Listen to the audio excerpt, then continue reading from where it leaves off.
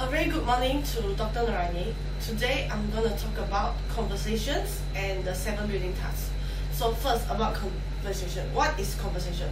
According to G, conversations are one of the 4 tools of inquiry which are used to analyze the functions of 7 building tasks in specific examples of language we use.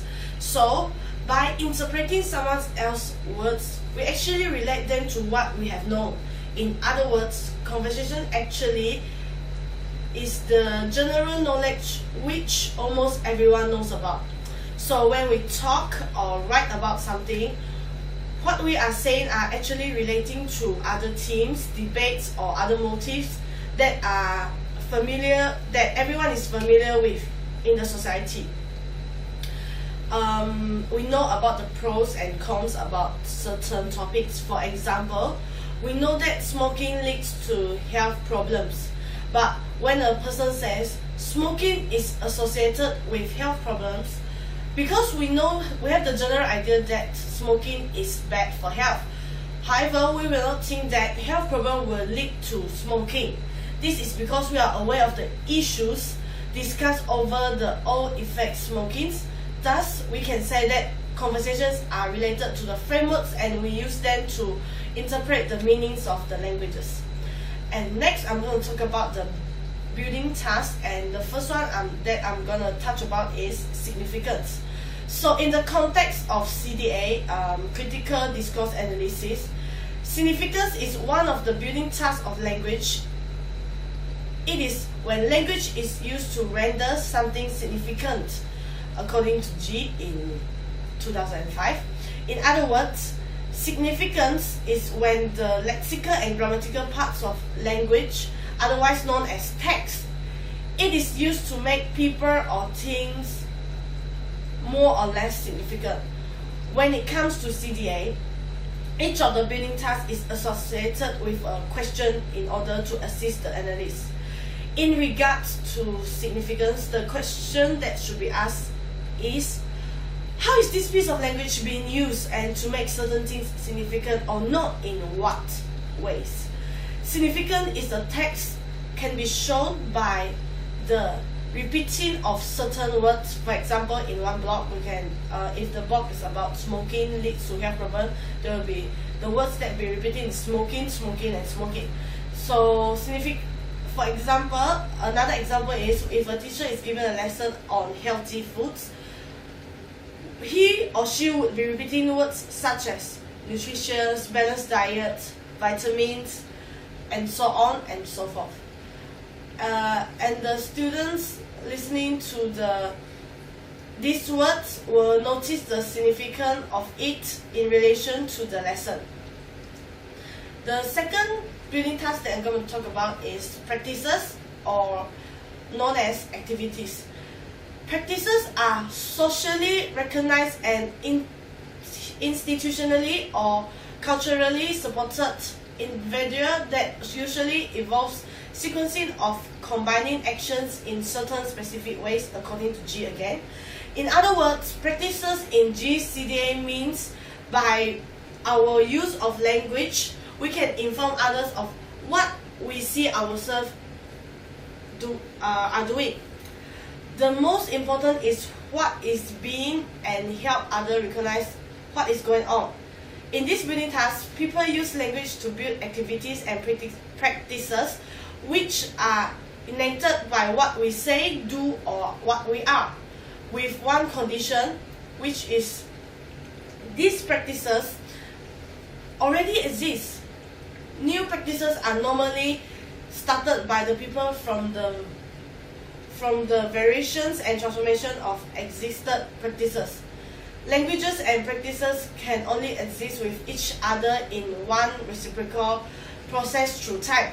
For example, we talk and act normally in a public speaking, but then when our behavior and use of languages is different during daily conversations. The difference shows and enacts different activities not only for ourselves but also others in the situation too. The third building task that I'm going to talk about is identities. If practices in CAD is about building an activities or situation, then identities in this refers to building a role or position of our own. According to G, identities is the use of languages to indicate certain identity or role that we have taken on.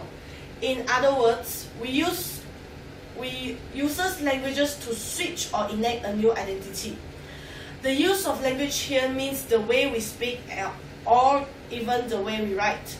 For example, in the classroom, we have to build our identities as a student and speak and perform in a way a student should be. But the next moment, when we walk out from the classroom, when we talk to our friends, we will speak in a more relaxing way to show that we are close to each other or we are friends. The relationship between us is friends. So we have to use the suitable language in the right place and in the right time to enact our identities. Another example is when we need to apply for a job, we need to write an interview letter and we need to write in such a way to show our identity as a job applicant. Through language, besides building identities for ourselves, we also build social identities for others. For example, we write the letters to the boss that we are applying, then we also show his identity as my future boss. And the next building task that I'm gonna talk about is connection. Connection means we connect action, meanings, or words to convey our own messages. According to G, things are not normally connected to each other, so we need to use languages to create relevance between them. For example, we can use same words in two different topics to connect them, or talk as if they are not relevant at all. In this context, it means that there's two topics, for example, smoking and health problems. To put aside the conversation means we already know the meaning, the motive of this topic. We actually can make this smoking and health problems relevant, like by saying that okay, smoking will lead to health problem. But if we want to make it irrelevant, we can just skip the part that is associated. We can say smoking.